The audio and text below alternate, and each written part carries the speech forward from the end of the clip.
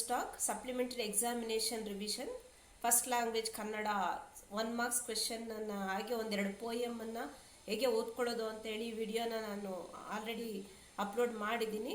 So ಅದು ಯಾರಿಗಾದ್ರೂ useful ಆಗಿದ್ರೆ ಆಗಬಹುದೇನೋ. ಸೊ ಅಂಥವ್ರು ನಿಮ್ಗೆ ಯಾರಾದರೂ ಗೊತ್ತಿದ್ರೆ ಅವರಿಗೂ ಸಹ ಶೇರ್ ಮಾಡಿ.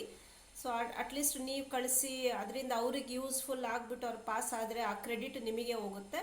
ಆದ್ದರಿಂದ ಸಪ್ಲಿಮೆಂಟರಿ ಎಕ್ಸಾಮಿನೇಷನ್ ರಿಲೇಟೆಡ್ ಯಾವುದಾದ್ರೂ ವಿಡಿಯೋ ಮಾಡಿದರೆ ನೀವು ಯಾರಿಗೆ ಅದು ಬೇಕಾಗಿದನೋ ಈಗ ಸದ್ಯಕ್ಕೆ ಅವರಿಗೆಲ್ಲ ನೀವು ಶೇರ್ ಮಾಡಿ ಅಂತ ಹೇಳ್ತಾ ಇದ್ದೀನಿ. ಹಾಗೆ ಇವಾಗ ನಾನು ಸೈನ್ಸ್, ಕೆಮಿಸ್ಟ್ರಿ ಕೆಲವು ಡಯಾಗ್ರಾಮ್ಸು ಹಾಗೆ ಪಿರಿಯಾಡಿಕ್ ಕ್ಲಾಸಿಫಿಕೇಶನ್ ಆಫ್ ಎಲಿಮೆಂಟ್ಸಲ್ಲಿ ಬರೋ ಒಂದು 4 ಲಾಸನ್ನು ಹೇಗೆ ನೀವು ಈಸಿಯಾಗಿ ಲರ್ನ್ ಮಾಡ್ಬೋದು ಅನ್ನೋ ಒಂದು ಟಿಪ್ಸನ್ನು ಕೊಡ್ತಾ ಇದ್ದೀನಿ. ಹಾಗೆ 5 ಡಯಾಗ್ರಾಮ್ ಇದೆ. ಸೊ 5 ಡಯಾಗ್ರಾಮನ್ನು ನೀವು ದಿನ ಪ್ರಾಕ್ಟೀಸ್ ಮಾಡಿ, ಆಮೇಲೆ ವೀಕ್ಲಿ ಒನ್ಸ್ ಅದನ್ನು ನೋಡದೆ ಬರೀರಿ, ಆವಾಗ ನಿಮಗೆ ಅದು ಪರ್ಫೆಕ್ಟ್ ಆಗಿಬಿಡುತ್ತೆ. ಸೊ ಇವಾಗ ಡಯಾಗ್ರಾಮನ್ನು ಹಾಗೆ ಮತ್ತು ಲಾಸನ್ನು ಎಕ್ಸ್ಪ್ಲೇನ್ ಮಾಡ್ತೀನಿ. ಪೇಜ್ ನಂಬರ್ 9 ಫಿಗರ್ 1.9 ಇರುವಂಥ diagram. Draw the diagram of the operators used in electrolysis of water. ಮತ್ತೆ ಲೇಬಲ್ ಅಂತ ಕೊಟ್ಟು ಕ್ಯಾಥೋಡು, ಗ್ರಾಫೈಟ್ ರಾಡ್ ಅಂತ ಕೇಳಿದ್ರು ಒಂದು ಕ್ವೆಶನ್ ಪೇಪರ್ ಅಲ್ಲಿ. ಸೊ ನಾರ್ಮಲ್ ಆಗಿ ತುಂಬಾ ಮಕ್ಕಳಿಂದ ಡಯಾಗ್ರಾಮ್ ಯಾಕೆ ರಾಂಗ್ ಆಗುತ್ತೆ ಅಂದ್ರೆ ನಾವು ಕ್ವೆಶನ್ ಅನ್ನ ಓದಕ್ಕೆ ಹೋಗೋದಿಲ್ಲ. ಈಗ ಫಾರ್ ಎಕ್ಸಾಂಪಲ್ ಇದನ್ನೇ ನಾನು ಟೆಕ್ಸ್ಟ್ ಬುಕ್ ಅಲ್ಲಿ ತೋರಿಸ್ತೀನಿ ನೋಡಿ. ಇವಾಗ ಇಲ್ಲಿ ಕೊಟ್ಟಿದ್ದಾರೆ ಫಿಗರ್ 1.6 ಅಂತ ಕೊಟ್ಬಿಟ್ಟು ಎಲೆಕ್ಟ್ರೋಲಿಸಿಸ್ ಆಫ್ ವಾಟರ್ ಅಂತ ಕೊಟ್ಟಿದ್ದಾರೆ. ಸಾರಿ, ಇಲ್ಲಿ ನಾನು ರಾಂಗ್ ಬರ್ಕೊಂಡಿದ್ದೀನಿ. ಫಿಗರ್ 1.6 ಇದು.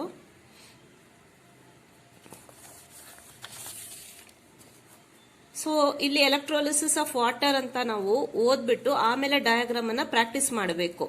ನಾವೇನ್ ಮಾಡ್ತೀವಿ, ಇದನ್ನ ಇಗ್ನೋರ್ ಮಾಡ್ತೀವಿ, ಇದನ್ನ ಓದಕ್ಕೆ ಹೋಗಲ್ಲ. ಹಾಗೆ ಡಯಾಗ್ರಾಮ್ ಅನ್ನ ಪ್ರಾಕ್ಟೀಸ್ ಮಾಡೋದ್ರಿಂದ ಮಿಸ್ಟೇಕ್ ಆಗುತ್ತೆ. ಇದರಲ್ಲಿ ಇಂಪಾರ್ಟೆಂಟ್ ಪಾರ್ಟ್ಸ್ ಯಾವುದು ಅಂದ್ರೆ anode, cathode, rubber stop, water, ಹಾಗೆ hydrogen, oxygen, graphite rod. First preference ನಾನು ಕ್ಯಾಥೋಡ್, ಆನೋಡ್, ಆಕ್ಸಿಜನ್, ಹೈಡ್ರೋಜನ್, ಆಮೇಲೆ graphite rod, rubber stop. Second diagram page number 19 figure 2.1. ಇದರಲ್ಲಿ reaction of zinc granules with dilute sulphuric acid and testing hydrogen gas by burning and label the parts zinc granules delivery tube. Diagram ತೋರಿಸ್ತೀನಿ ನೋಡಿ. ಇದು reaction of zinc granules with dilute sulphuric acid and testing hydrogen gas by burning.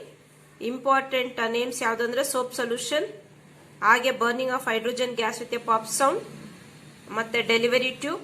ಇದರಲ್ಲಿ ಇರೋದು zinc granules, hydrogen gas ಮತ್ತೆ sulphuric acid. So ಇದು important ಆಗಿರುತ್ತೆ. Next page number 22 figure 2.3. Acid solution in water conducts electricity. Diagram ನೋಡೋಣ ನೋಡಿ. ಇದರಲ್ಲಿ battery, ಆಮೇಲೆ dilute HCl, ಹಾಗೆ ರಬ್ಬರ್ ಕಾರ್ಕ್. ಇದು ಚೆನ್ನಾಗಿ ನಿಮಗೆ ಗೊತ್ತಿರಲಿ, ಮೋಸ್ಟ್ ಟೈಮ್ ಇದನ್ನ ಕೇಳಿದ್ದಾರೆ. Page number 43 figure 3.3. Action of steam on a metal. Sometimes 2 marks ಇಲ್ಲಾಂದ್ರೆ 3 ಮಾರ್ಕ್ಸ್ ಕೇಳಿರ್ತಾರೆ. ಡಯಾಗ್ರಾಮ್ 1.5 ಮಾರ್ಕ್ಸ್ ಮತ್ತೆ ಲೇಬ್ಲಿಂಗು 1/2 ಮಾರ್ಕ್ಸ್ ಈಚ್ ಕ್ಯಾರಿ ಆಗುತ್ತೆ. ಸೊ ಒಂದ್ಸಲ ಇದು 3 ಮಾರ್ಕ್ಸ್ ಕೇಳಿದ್ರು. Delivery tube, the parts where hydrogen gas is collected, metal sample, ಇಷ್ಟನ್ನು ಕೇಳಿದ್ರು. Action of steam on a metal. So metal sample, ಹಾಗೆ delivery tube, hydrogen gas, water, ಆಮೇಲೆ ಇದು glass wool soaked in water. So ಇಷ್ಟು important ಆಗಿರುತ್ತೆ ಇದರಲ್ಲಿ. Page number 48 ಅಲ್ಲಿ ಇರೋದು ಫಿಗರ್ 3.8.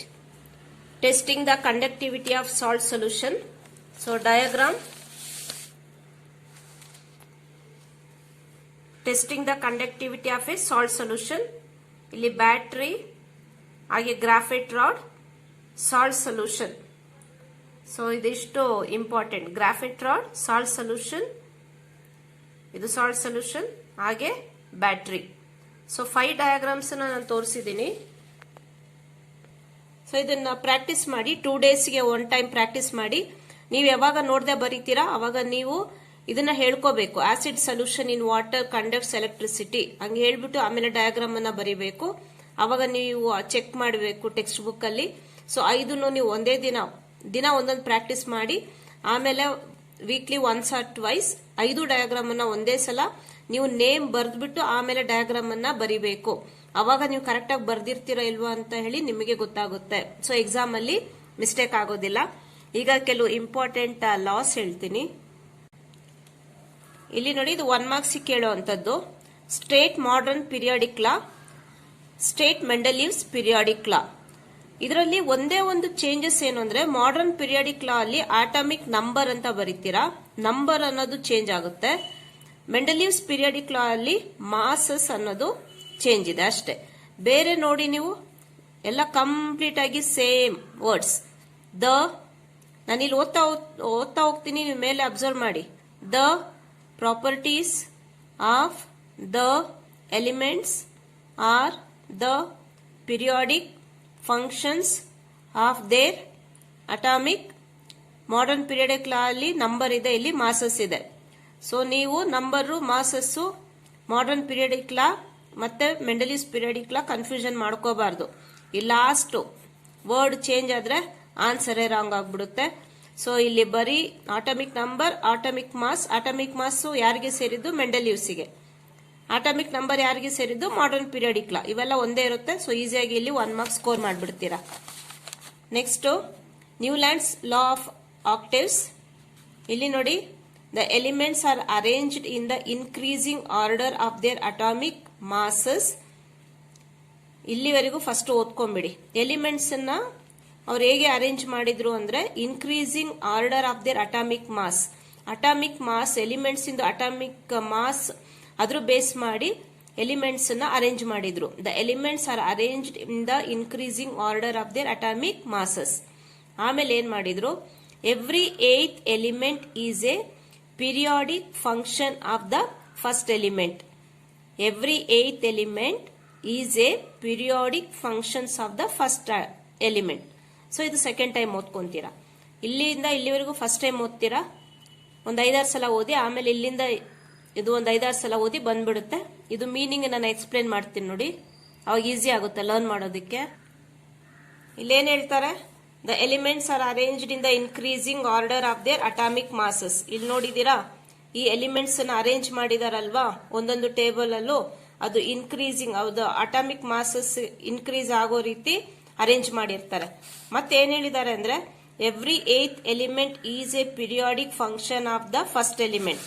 ಈಗ ನೋಡಿ, ಫಸ್ಟ್ ಎಲಿಮೆಂಟ್ ಹೈಡ್ರೋಜನ್. ಇಲ್ಲಿಂದ ನಾವು ಕೌಂಟ್ ಮಾಡ್ತಾ ಬರಬೇಕು. 1 2 3 4 5 6 7. ಈ 8th ಎಲಿಮೆಂಟ್ ಫ್ಲೋರಿನ್ ಇದೆ ಅಲ್ವಾ, ಈ ಫ್ಲೋರಿನ್ ಮತ್ತೆ hydrogen shows the same properties, same chemical properties ಇದು ಶೋ ಮಾಡುತ್ತೆ. ಇವಾಗ ನಾವು ಇಲ್ಲಿಂದ ಕೌಂಟ್ ಮಾಡ್ತೀವಿ ಅಂತ ತಿಳ್ಕೊಳ್ಳಿ. The first element, so every 8th element is a periodic function of the first element. So for example ಇಲ್ಲಿಂದ ಕೌಂಟ್ ಮಾಡ್ತೀನಿ. 1 2 3 4 5 6 7 8. ಸೊ ಈ ಸೋಡಿಯಂ ಮತ್ತೆ lithium it shows the same property.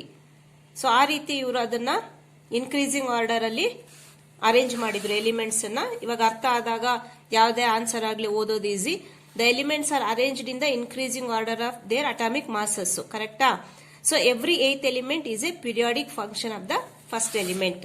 So every 8th element is a periodic function of the first element. ಇವಾಗ ನಾನು ಇಲ್ಲಿಂದ count ಮಾಡ್ಕೊಂಡ್ರೆ ಮತ್ತೆ 1 2 3 4 5 6 7 8. So ಇವೆರಡು ಆ ರೀತಿ ಬರುತ್ತೆ. ಸೊ ಇವಾಗ ಅರ್ಥ ಆಗಿದೆ ಅಲ್ವಾ ನಿಮ್ಗೆ? ನೆಕ್ಸ್ಟ್ ಹೋಗ್ತೀನಿ. ಡಾಬರ್ನ್ಯೂಸ್ ಲಾ ಆಫ್ ಟ್ರಯಡ್ಸ್. ನೋಡಿ ಎಲ್ಲಾ ಕಡೆನೂ ಇಲ್ಲಿ ನೋಡಿ, ಇದು ಅಷ್ಟೇ, ಎರಡು ಇಲ್ಲಿವರೆಗೂ ಸೇಮ್ ನೋಡಿ. The elements are arranged in the increasing order of their atomic masses. The elements are arranged in the increasing order of their atomic masses. So ಇಲ್ಲಿವರೆಗೂ ಪ್ರಾಬ್ಲಮೇ ಇಲ್ಲ ನಮಗೆ. ಇವಾಗ ಇಲ್ಲಿಂದ in a group of 3 elements the atomic mass of the middle element is the arithmetic mean of the other 2 element. So what is the meaning of that ಹೇಳ್ತೀನಿ ತಾಳಿ. ನೋಡಿ ಇಲ್ಲಿ, in a group of 3 elements ಇಲ್ಲಿ 3 elements group ಇದೆ ಅಲ್ವಾ. In a group of 3 elements, ಇದ್ರದ್ದು atomic mass of the middle element. Middle element ಯಾವ್ದು ಇದರಲ್ಲಿ? ಇದು ಮಿಡಲ್, ಕರೆಕ್ಟಾ? The atomic mass of the middle element is the arithmetic mean of other 2 element. ನೋಡಿ ಇವಾಗ ಈ ಫಸ್ಟ್ ಎಲಿಮೆಂಟ್ ಇದನ್ನ ಎ ಅಂತ ಬರೆಯೋಣ, ಇದು ಬಿ, ಇದು C. Okay, so first element A, second element B, C. ಈಗ ನಾವೇನ್ ಮಾಡ್ತೀವಿ, A plus C divided by 2 ಮಾಡಬೇಕು. ಈಗ ಈ 14 ಮತ್ತೆ 14.0 74.9 ಇವೆರಡು ಆಡ್ ಮಾಡಿದಾಗ ನಮಗೆ ಬರೋ ಆ ಟೋಟಲ್ ನಂಬರ್ ಅನ್ನ ತಗೊಂಡು 2 ಇಂದ ಡಿವೈಡ್ ಮಾಡಿದಾಗ ಈ ಮಧ್ಯೆ ಇದು ಇರುತ್ತಲ್ವಾ, ಈ ಅಟಾಮಿಕ್ ಮಾಸ್ ನಂಬರು, ಇದು ಹೆಚ್ಚು ಕಮ್ಮಿ ಈ ನಂಬರಿಗೆ ಬಂದಿರುತ್ತೆ. ಯಾವುದು? 31.0. ಅಂದ್ರೆ it is arranged in a increasing order. ಈ ರೀತಿ ಅವರು ಟೇಬಲ್ ಅಲ್ಲಿ ಅರೇಂಜ್ ಮಾಡಿದ್ರು, ಇನ್ಕ್ರೀಸಿಂಗ್ ಆರ್ಡರ್ ಅಲ್ಲಿ ಅರೇಂಜ್ ಮಾಡಿದ್ರು. ನೀವು ಬೇಕಿದ್ರೆ ಇದನ್ನು ಚೆಕ್ ಮಾಡಬಹುದು. 3 ಎಲಿಮೆಂಟ್, ಸೊ ಈ ಎಲಿಮೆಂಟ್ ಫಸ್ಟ್ ಎ ಎಲಿಮೆಂಟ್ ಮತ್ತೆ ಸಿ ಎಲಿಮೆಂಟ್ ಎರಡನ್ನು ಟೋಟಲ್ ಮಾಡಿ 2 ಇಂದ ಡಿವೈಡ್ ಬಂದಾಗ ನಾವೇನ್ ಹೇಳ್ತಾ ಇದೀವಿ, ಅದು is a group of 3 element. The atomic mass of the middle element is the arithmetic mean of other 2 element. So it is arranged in a increasing order. So ಇವಾಗ ನೀವು ಓದಿ ಖಂಡಿತ ಈಸಿಯಾಗಿ ನೀವು ಬೇಗ ಇದನ್ನ ಲರ್ನ್ ಮಾಡ್ತೀರಾ. ಮಕ್ಕಳೇ, ನಿಮಗೆ ಅರ್ಥ ಆಗಿದೆ ಅಂತ ಅನ್ಸುತ್ತೆ.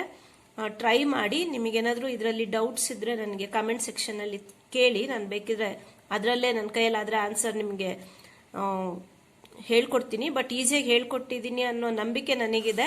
ಸೊ ಮಿಸ್ ಮಾಡ್ಕೋಬೇಡಿ. ಇದರಲ್ಲಿ ಯಾವ್ದಾದ್ರು 2 ಮಾರ್ಕ್ಸ್ ಇಲ್ಲ 1 ಮಾರ್ಕ್ಸ್ ಬಂದೇ ಬರುತ್ತೆ. ಸೊ ಅಲ್ಲಿ ಡಯಾಗ್ರಾಮ್ ಅಲ್ಲಿ 2 ಮಾರ್ಕ್ಸ್, ಇಲ್ಲಿ 1 or 2 ಮಾರ್ಕ್ಸ್, 4 ಮಾರ್ಕ್ಸ್ ಅಂತಾನೆ ತಿಳ್ಕೊಳ್ಳಿ, ಇಲ್ಲಾಂದ್ರೆ 3 ಮಾರ್ಕ್ಸ್ ಅಂತಾನೆ ತಿಳ್ಕೊಳ್ಳಿ. Each and every 1 marks is very important children. ಅದನ್ನ ಮೈಂಡ್ ಅಲ್ಲಿ ಇಟ್ಕೊಳ್ಳಿ. 1 ಮಾರ್ಕ್ಸ್ ಇಷ್ಟೆಲ್ಲ ಓದ್ಬೇಕು. ಪಾಸ್ ಆಗ್ಬೇಕು ಅಂದ್ರೆ ಓದ್ಬೇಕು. ನೆಕ್ಸ್ಟ್, ಬೇಕಿದ್ರೆ ಇದನ್ನ ವಿಡಿಯೋನ ಪಾಸ್ ಮಾಡಿ ಬರ್ಕೊಳ್ಳೋದಿದ್ರೆ ಬರ್ಕೊಳ್ಳಿ, ಸ್ಕ್ರೀನ್ ಶಾಟ್ ತಗೊಂಡ್ಬಿಡಿ, ಅದು ಬೆಸ್ಟ್. ಅದು ಹೇಳಿದ್ದೀನಿ. ಮಾಡರ್ನ್ ಪೀರಿಯಾಡಿಕ್ ಲಾ ಅಂದ್ರೆ ಅಟಾಮಿಕ್ ನಂಬರು, ಮೆಂಡೆಲಿಯಸ್ ಪೀರಿಯಾಡಿಕ್ ಲಾ ಅಂದ್ರೆ ಅಟಾಮಿಕ್ ಮಾಸ್, ಇವೆಲ್ಲ ಒಂದೇ ಇದೆ. ಸೊ ಇದನ್ನು ಹೇಗೆ ಈಸಿಯಾಗಿ ನಾವು ಲರ್ನ್ ಮಾಡಬಹುದು ಅಂತ ಹೇಳಿ ಇದನ್ನು ಹೇಳ್ಕೊಟ್ಟಿದ್ದೀನಿ. ನ್ಯೂಲ್ಯಾಂಡ್ಸ್ ಲಾ ಆಫ್ ಆಕ್ಟೇವ್ಸ್ ಮತ್ತೆ ಡಾಬರ್ನಿಯಸ್ ಲಾ ಆಫ್ ಟ್ರಯಡ್ಸ್, ಇಲ್ಲಿಂದ ಮಾಸಸ್ ವರೆಗೂ ಸೇಮ್ ಇರುತ್ತೆ. ಆಮೇಲೆ ಒಂದಿಷ್ಟು ಮಾತ್ರ ಚೇಂಜ್ ಇದೆ. ಸೊ ನೀವು ಈಸಿಯಾಗಿ ಲರ್ನ್ ಮಾಡಿ ಆಮೇಲೆ ಬರೆದು ಪ್ರಾಕ್ಟೀಸ್ ಮಾಡಬೇಕು.